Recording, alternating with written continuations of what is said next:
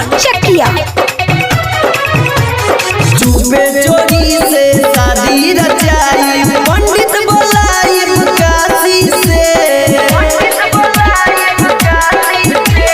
चुपे चोरी से शादी रचाई पंडित बोलाई काशी से। तारे सुनल भर मिल मेला में यही हम खेलब झिझिया राती के।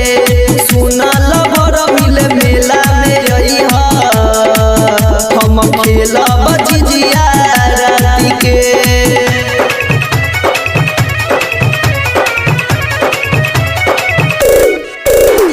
डीजे मनीष रक्सौल।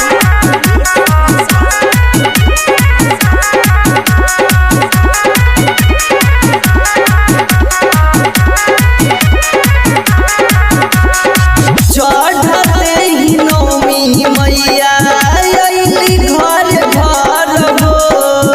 दिलवा में सरदा बार कहीं हाथ जोड़ो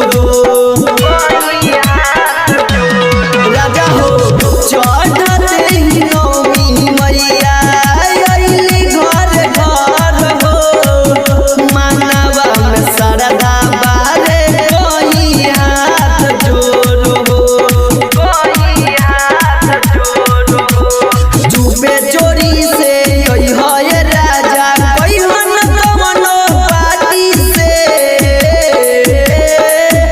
अरे सुनल भर मिल मेला में यही हम खेलब झिझिया राती के।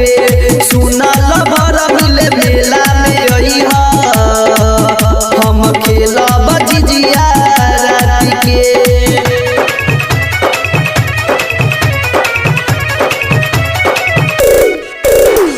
डीजे मनीष रक्सौल।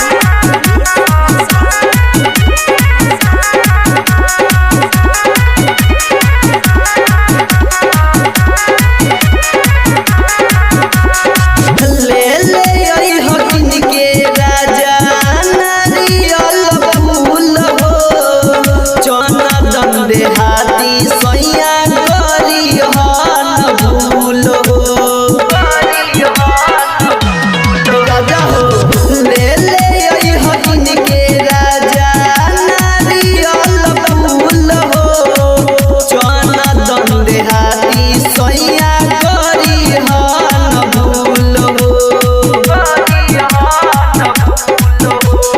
माई के दर्शन करके ये राजा घूमल जाई मेला राती के।